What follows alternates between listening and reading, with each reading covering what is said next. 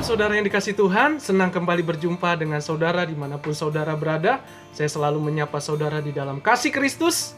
Dan ini doa saya, apapun keadaan saudara, kasih Kristus dan damai sejahtera selalu ada bagi setiap kita. Puji Tuhan, saudara yang kasih Tuhan, bersama dengan saya, Pastor Henry Indrawan, selalu membagikan sharing firman Tuhan. Karena firman Tuhan itulah yang menguatkan kita. Firman Tuhan itu hidup, penuh kuasa, dan ya, setiap janjinya. Jadi apapun yang diperkatakan Tuhan Yesus, janjinya selalu pasti indah pada waktunya. Puji Tuhan, tema saya berbicara tentang semua manusia punya pergumulan yang berat, tetapi Tuhan Yesus setia. Jadi saudara jangan berpikir orang kaya tidak punya pergumulan. Semua manusia punya pergumulan, bahkan pergumulan yang berat. Tapi saya ingat janji Tuhan, apapun yang kita alami ialah pencobaan biasa, tidak melebihi kemampuanmu. Sekalipun engkau dicobai, atau sekalipun itu sepertinya di luar kemampuanmu, Tuhan selalu ada beserta dengan kita. Jadi saudara, orang miskin, orang kaya, semua punya masing-masing pergumulan yang berat. Jadi jangan pernah iri kepada orang lain, semua punya pergumulan. Selama kita masih bernapas di dunia ini, kita punya pergumulan yang berat. Tapi bagaimana kita bisa menjalani atau meresponi pergumulan ini dengan positif, dengan melihat pertolongan Tuhan? Mari kita tetap berpegang kepada firman Tuhan. Puji Tuhan, saudara, kita mau belajar dari kitab Ayub, di mana Ayub terkenal di dalam kitabnya, yaitu orang yang diuji, yang begitu besar ujiannya, dan tidak ada seorang pun yang seperti Ayub atau mengalami seperti Ayub. Ya, Ayub ini adalah seorang yang saleh, hidup jujur, takut akan Tuhan, dan menjauhi kejahatan. Jadi Ayub mengalami ujian yang begitu besar. Apa saja yang dia alami? Yang pertama, dia memiliki 7 anak laki-laki, 3 perempuan. Di dalam satu hari, dalam suatu acara pesta, semua anak 10-nya meninggal dunia. Dan dia punya 7.000 kambing domba, 3.000 unta, 5.000 pasang lembu, keledai betina, dan juga para pekerjanya yang begitu besar. Artinya Ayub punya perusahaan, saking kayanya dia. Jadi Ayub tiba-tiba dalam satu hari semua hilang. Sehingga apa yang terjadi? Istrinya mengutuki Ayub, dan Ayub mengalami borok, saudara. Atau seperti kena tulah, sehingga badannya dari ujung kepala sampai ujung kakinya penuh dengan borok busuk. Begitu panas, begitu gatal, dan tidak bisa diobati atau hilang panasnya, gatalnya. Dan itu yang dialami oleh Ayub. Sehingga istrinya bilang, "Kutukilah Allah yang kau percayai itu." Lalu datang lagi 3 sahabatnya, menuduh Ayub yang kurang patut, menghakimi Ayub. Apa yang kamu buat terhadap Tuhan? Jadi saudara, dalam pergumulan orang, kita jangan cepat-cepat menghakimi, karena itu bukan bagian kita. Jadi kita bagaimana bisa memahami apakah ini ujian, apakah ini pencobaan dari iblis? Saya mau kasih tahu bahwa ada 3 hal.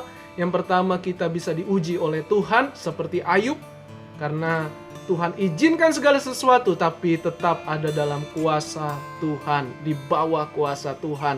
Artinya nyawanya Ayub bukan bagian iblis. Jadi boleh semua, karena itu masih dikuasai, atau iblis pun masih bisa berkuasa. Jadi yang kedua adalah menyembah kepada berhala atau kepada iblis. Yang ketiga adalah ikatan dosa.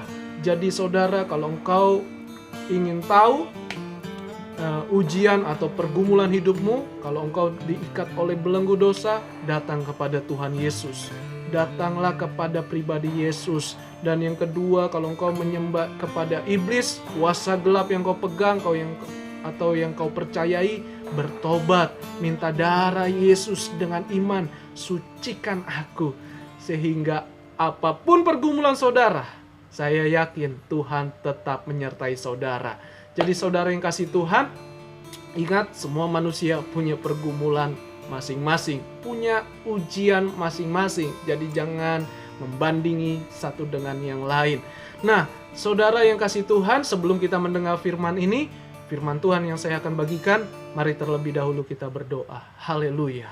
Terima kasih Tuhan Yesus. Kami percaya Engkau yang memberikan kami ilham pengertian, sehingga bukan dengan kemampuan manusia, tetapi kuasa perkataan Tuhan jadi atas kami. Dalam nama Yesus, pergumulan kami berat, pergumulan kami banyak ya Tuhan, tapi kami tetap percaya satu-satunya penolong dalam kehidupan ini, di dalam kesesakan kami, hanya di dalam nama Yesus. Kami punya pengharapan yang pasti di dalam Tuhan. Haleluya. Amin. Mari saudara kita buka di dalam kitab Ayub pasal 7 ayat yang ke-1 sampai yang ke-11. Hidup itu berat. Bukankah manusia harus bergumul di bumi dan hari-harinya seperti hari-hari orang upahan? Seperti kepada seorang budak yang merindukan naungan, seperti kepada orang upahan yang menanti-nantikan upahnya. Demikianlah dibagikan kepadaku bulan-bulan yang sia-sia, dan ditentukan kepadaku malam-malam penuh kesusahan. Bila aku pergi tidur, maka pikirku, bilakah aku akan bangun? Tetapi malam merentang panjang, dan aku dicekam oleh gelisah sampai dini hari. Berenga dan abu menutupi tubuhku, kulitku menjadi keras, lalu pecah. Hari-hariku lebih cepat daripada torak dan berakhir tanpa harapan. Ingatlah bahwa hidupku hanya hembusan napas. Mataku tidak lagi melihat yang baik. Orang yang memandang aku tidak akan melihat aku lagi, sementara engkau memandang aku tidak ada lagi. Sebagaimana awan lenyap dan melayang hilang, demikian juga orang yang turun ke dalam dunia orang mati tidak akan muncul lagi.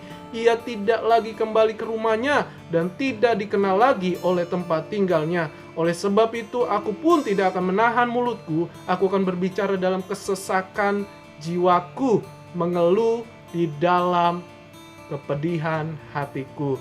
Puji Tuhan. Saudaraku, inilah perkataan Ayub yang keluar, yang dimana Ayub mengalami pergumulan yang berat.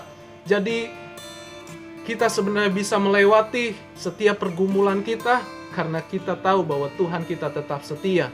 Namun ada hambatan yang menekan hidup kita sehingga kita sulit melihat lagi keajaiban Tuhan, pribadi Tuhan yang begitu besar. Kita akan belajar dari ayat tersebut di mana dikatakan Ayub, yaitu hari-hari mereka seperti orang upahan, artinya hanya berlalu begitu saja, menunggu, lalu penderitaan lagi, pergumulan lagi, dan itu memang kenyataan dalam hidup ini. Jadi apa yang membuat hambatan itu atau yang menekan dari kehidupan Ayub, yaitu rasa mengeluh dan selalu menyalahkan keadaan. Tadi dikatakan di ayat yang kita baca adalah di mana bulan-bulan selalu dia alami sia-sia, bulan berganti bulan sia-sia, yang ada adalah hanya ketakutan. Waktu dia tidur istirahat pun dia berpikir, apakah aku masih bisa bangun di pagi hari? Artinya apa? Dia dikuasai dengan rasa mengeluh, selalu menyalahkan keadaan. Saudara ingat, keadaan kita tidak bisa ubah, tetapi yang kita bisa ubah adalah respon kita di hadapan Tuhan.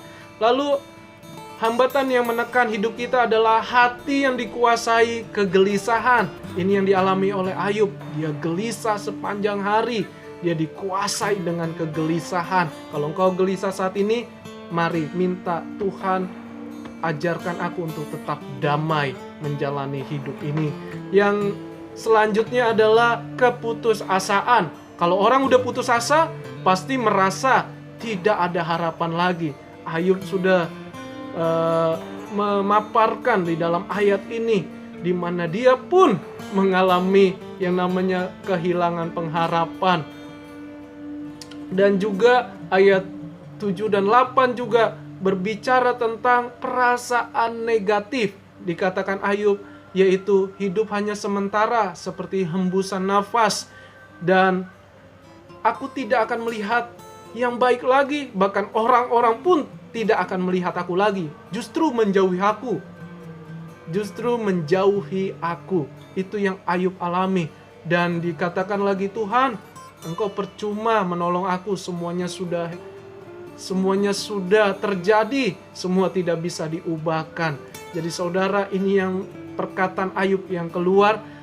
Dan ini yang menekan, yang menjadi hambatan Ayub. Semakin hidupnya menjadi berat.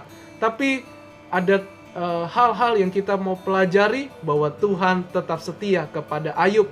Yang pertama adalah tetaplah bersyukur. Ayub sekalipun mengalami penderitaan, dia berkata, jangan hanya yang baik yang kita terima dari Tuhan, tetapi yang kurang baik pun kita harus siap menerima dari Tuhan. Karena Tuhan tidak akan meninggalkan kita. Dan yang kedua adalah kita belajar untuk selalu bersyukur. Di dalam keadaan apapun, mari tetap bersyukur. Jangan selalu menyalahkan keadaan. Jangan selalu menyimpan perasaan negatif. Tetap belajar untuk bersyukur. Sekalipun itu sulit, mari tetap belajar bersyukur. Jadi yang ketiga adalah jangan suka membanding-bandingkan orang lain. Saudara, setiap kita diciptakan unik, diciptakan seturut dan segambar dengan Tuhan. Artinya punya tujuan masing-masing, tujuan Allah atas hidup kita di dunia ini. Jadi jangan pernah iri, jangan pernah enak ya membanding-bandingkan orang lain. Tetapi belajar untuk menerima hidupmu, karena hidupmu pun punya karunia atau kelebihan yang dari Tuhan. Puji Tuhan saudara yang kasih, itu saja yang saya akan bagikan. Jangan lupa like and subscribe, dan juga bagikan ke banyak orang agar channel ini menjadi berkat bagi banyak orang. Puji Tuhan, Shalom, Haleluya.